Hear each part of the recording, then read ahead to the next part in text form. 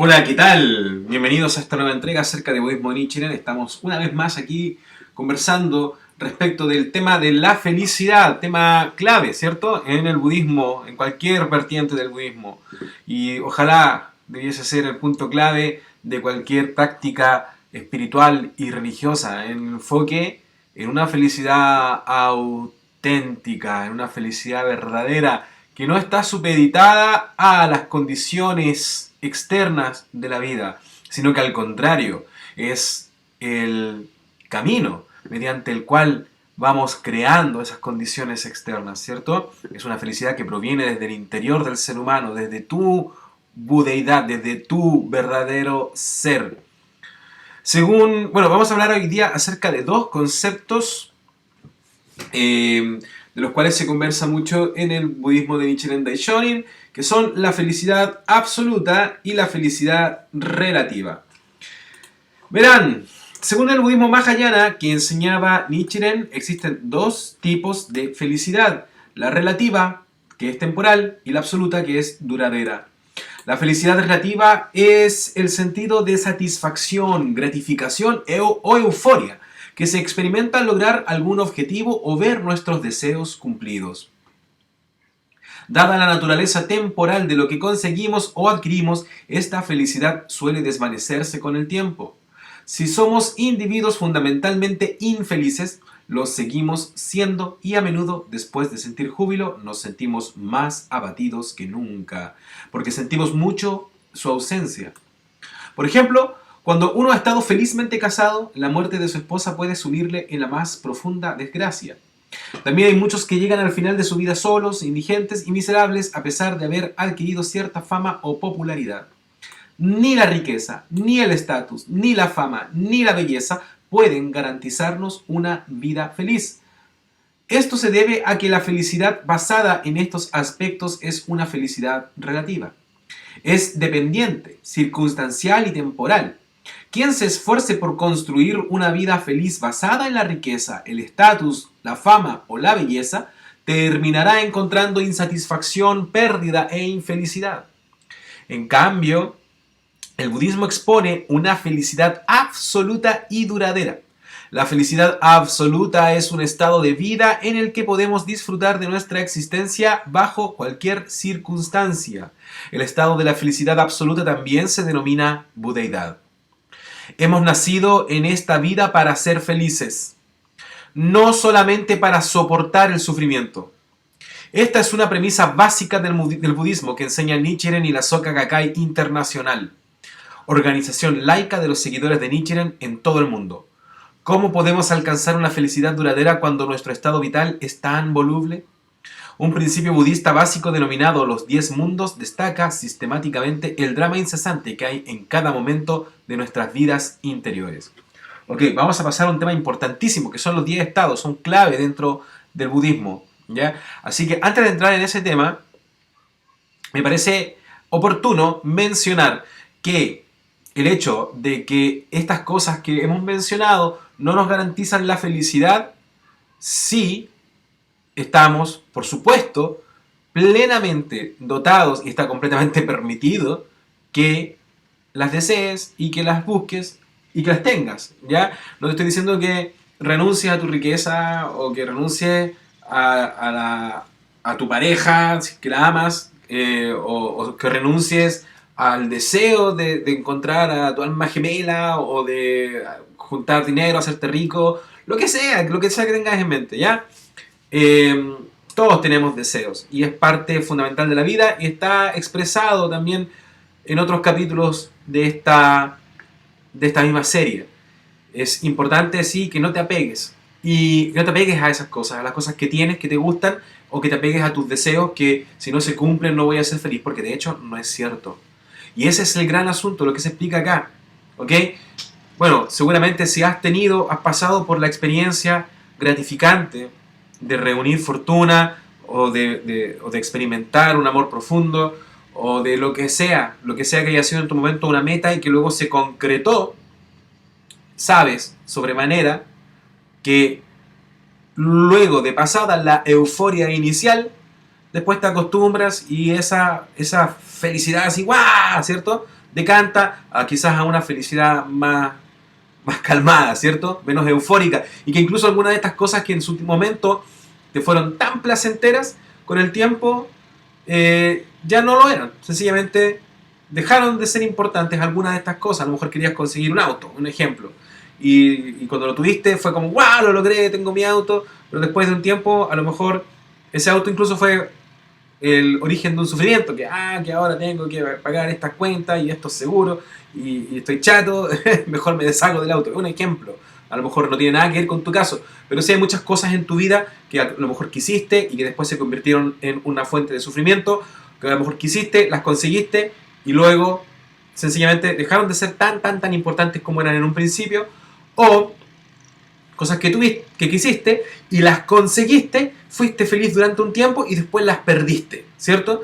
Relaciones, amigos, bueno, los amigos son relaciones, objetos, materiales, etcétera, etcétera, que en su momento te dieron felicidad y luego ya se acabó, se fue, pasó esa etapa y perdiste eso, o lo perdiste entre comillas, porque desde esta perspectiva del desapego nunca fue realmente tuyo, pero se desapareció de tu experiencia vital, ¿cierto? Y ya no está nomás. Entonces vas viendo que esta felicidad en realidad es transitoria y que las cosas de afuera, las cosas que dependen de lo externo, no pueden garantizar una felicidad auténtica y duradera. ¿Ok? Que esa felicidad auténtica y duradera nace en ti, está en ti. Quizá incluso, prefiero decir yo, eres tú. ¿Ok? Vamos ahora con estos 10 estados. Bueno, este principio enseña que estamos experimentando continuamente estados cambiantes que se producen a un nivel muy por debajo de la conciencia. ¿Ok? Cuando quiero decir que están por debajo de la conciencia, no significa que no sean parte de la conciencia, pero sí que no son parte de esta conciencia habitual. No nos damos cuenta, en el fondo, ¿cierto? Entramos en ello sin darnos cuenta. Algunos están supeditados a los, o sea, no algunos, todos los estados de la conciencia están supeditados a los demás, por consiguiente, cualquiera puede aflorar en cualquier momento, pero no voy a entrar todavía porque lo más seguro es que esté explicado en el texto. Ok, estos estados son del inferior al superior, ¿cierto? El primero es infierno, luego la avaricia, luego la animalidad, la ira, la humanidad, el cielo, el aprendizaje, la realización, el bodhisattva, la budeidad. Ya al cielo también se le conoce como éxtasis, o es esta felicidad relativa o temporal. Al de la budeidad también se le conoce como la iluminación o felicidad absoluta, y al bodhisattva también se le conoce como el estado de misericordia. Este estado que aquí aparece en el 2 como avaricia, también yo lo conozco como el estado de hambre. Me suena un poco incluso más adecuado. Avaricia ya tiene que ver con el desarrollo de esa expresión. Entonces tenemos infierno, luego hambre, animalidad, ira, humanidad, cielo, aprendizaje, realización, bodhisattva o budeidad. También le llaman el estado de las entidades hambrientas. Casi todo el mundo tiende a vivir en un mundo más que en los demás. Ok, aquí hay un punto importante también, antes de seguir. Ya leímos los 10. Una cosa que es importante mencionar, en el budismo, el infierno no es un lugar, ¿ok? Y el cielo tampoco es un lugar. El cielo y el infierno existen en ti, están en ti, eres tú, están en ti. Esas son expresiones de tu vida, son formas de vivir. Es la manera en que te conectas con el presente, ¿ok? No tiene que ver con que tú te vas a morir y si te portaste mal te vas a ir al infierno. Sino que el infierno puede estar sucediendo ahora, aquí y ahora. Y si estás aquí y ahora, este lugar es el infierno. Hace tiempo atrás mencionamos un texto donde hablaban, ¿cierto?, de que las entidades hambrientas percibían el agua como, bueno, totalmente diferente, ¿cierto? Totalmente diferente que a los seres celestiales. Y eso, claro, es una manera de decirnos que la manera en que percibimos el mundo tiene que ver con nuestro propio estado de conciencia, con nuestra propia mente, con nuestra manera de verlo, no necesariamente con lo que el mundo objetivo está presentando, ¿ya? Casi todo el mundo tiende a vivir en un mundo más que en los demás. Por ejemplo, desde muy joven uno puede tener fama de fastidiar a los demás. La gente con este temperamento suele ocupar el mundo de la ira. O quizá tiendas a ser pasivo, tímido y dejar que las cosas pasen de cualquier manera. Es posible que la humanidad sea tu modo dominante y la pasividad tu talón de Aquiles. Quizá todo te parezca poco, ya sea dinero, sexo o aprobación. En ese caso, la avaricia es tu mundo, el hambre, ¿cierto? Esto se llamaría la tendencia vital o más bien el karma. Aquí vamos viendo también lo que habíamos dicho antes, que el karma no tiene que ver necesariamente con que hago algo bueno, me pasa algo bueno, hago algo malo, me pasa algo malo. Eso es una manera muy simplona de entenderlo. Tiene que ver mucho más con las tendencias dominantes de tu vida. Y el karma también. El karma también es esa tendencia vital. Es el estado también que domina principalmente en tu vida. Porque estos 10 estados que mencionamos recién pueden suceder continuamente en tu existencia. Puede que incluso experimentes los 10 estados hoy. ¿Ok? Pero hay uno de estos 10 estados que tú habitas de manera más continua. Que puede ser cualquiera de estos 10, desde el infierno hasta la budeidad. ¿Ok? La mayoría de nosotros lucha en la vida con la misma tendencia constante y que domina nuestras interacciones profesionales, sociales y familiares. Por mucho que lo intentemos, siempre hay uno o dos mundos o condiciones vitales en torno a las cuales parecemos gravitar. A pesar de que realicemos denodados esfuerzos por mejorar personalmente, a menudo nos resulta sumamente difícil cambiar esta tendencia fundamental. Para ilustrar cómo pueden funcionar estos 10 mundos o condiciones vitales en tu propia psique, imaginemos un día de la vida normal. Te despiertas, te levantas, quizás incluso te pasas un peine por la cabeza, como dice la canción de los Beatles. Desayunas, lees el periódico, a lo mejor tienes un perro, labrador dormitando pacíficamente a tus pies. Estás en el mundo de la humanidad, el quinto mundo, ¿cierto? Donde uno lleva una marcha neutra. Digamos, ese es el estado de humanidad, cuando las cosas están bien, funcionan, te sientes piola, como decimos acá en Chile, ¿cierto? Ahora sales al mundo, inicias el trayecto diario al trabajo y te ves inmerso en un tráfico densísimo. Inmediatamente te cortan el paso y casi te da un golpe alguien que está compitiendo por adelantar. Intercambias miradas hostiles con esta persona desconsiderada. Por un instante te encuentras en el mundo de la ira. El cuarto mundo. Al llegar al trabajo, descubres que tu jefe ha vuelto a quitarte los méritos de tu mejor proyecto y vuelves a ver tu mesa con un montón de tareas aburridas e irrelevantes. Disgustado, pero sin valor para enfrentarte a la autoridad, te diriges bruscamente a tu secretaria y empiezas a darle todas las tareas desagradables que puedes encontrar. Te has sumergido en el mundo de la animalidad, donde uno se deja dominar con facilidad y a su vez trata de dominar a los demás. Es el tercer mundo. El día va pasando y te vas a comer. Como de costumbre, no puedes evitar fijarte en personas a las que consideras atractivas. Pero últimamente no ves a nadie. De hecho, casi has abandonado la esperanza de conocer a la persona adecuada. Este sentimiento de congoja y resignación invade todo lo que ves y haces. Estás en el mundo de la avaricia, el segundo mundo, donde los deseos fuertes e incumplidos distorsionan tu visión de la realidad. Al volver a la oficina, recuerdas una pasión reciente y pides una cita, pero esta persona te dice que la relación ha terminado de verdad, que sus gustos personales, incluido tu gusto por el jazz moderno, hacen imposible cualquier otro contacto.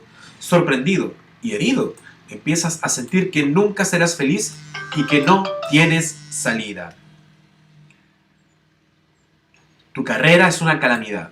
No puedes mantener una relación. Los problemas te desbordan. Estás en el mundo del infierno, una condición de sufrimiento extremo, donde la más remota posibilidad de lograr un mínimo grado de felicidad parece imposible. En este preciso momento, cuando parece que no hay ninguna esperanza, suena el teléfono. Es una persona del trabajo, atractiva. Te llama porque tiene una entrada de sobra para un concierto esa noche. ¿Te importaría venir? De repente te sientes en el cielo, el sexto mundo. El mundo donde se han cumplido tus deseos. Un estado de felicidad relativa, denominada a veces éxtasis. Toda tu actitud ante el día cambia. La magnitud de las circunstancias que te han llevado al infierno se reduce y un aura de buena fortuna invade tu vida. En el budismo, el cielo y el infierno no son lugares, sino condiciones vitales. Ya lo dijimos antes, ¿verdad? Este es el paisaje interior cambiante de la existencia humana. Es posible que puedas incluso reconocer la variabilidad de tu propia mente en el flujo de pensamientos y emociones que se produce en esta historia. Nuestras vidas interiores son caleidoscópicas, cambian de color y de forma con una variedad y sutilidad infinitas en el mare magnum y el caos que invaden la existencia contemporánea. En realidad, cuando ocurre algo que nos hace sentir eufóricos, nuestras circunstancias fundamentales apenas han cambiado. Lo que ha cambiado es la persona que hay dentro, y esa persona ha estado cambiando constantemente desde que sonó la alarma. Los mundos que hemos descrito hasta ahora se conocen en el budismo como los 6 caminos o 6 mundos inferiores. Para la gran mayoría de la raza humana, la vida consiste principalmente en dar saltos adelante y atrás, como una máquina de pinball, entre estos 6 mundos. Cabe preguntarse, ¿qué tiene de malo estar en los mundos de la humanidad y el cielo? Eso es una buena pregunta que la gente se hace, porque el mundo de humanidad es este mundo donde las cosas están bien, funcionan, como decíamos antes, y el cielo es cuando, que está todo bien y me siento súper bien, ¿cierto? Me siento eufórico. Y la gente suele pensar que esto está bien, y de hecho, bueno, está bien, no hay nada de malo en ello, pero no son felicidad verdadera, porque dependen del contexto externo, y el contexto externo está sujeto a cambios, y como el budismo enseña, todo está en constante cambio. Así que esa circunstancia externa sí o sí va a cambiar de una u otra manera, para gusto o disgusto de las personas. Tuyo, mío. El problema es que estos estados no son duraderos.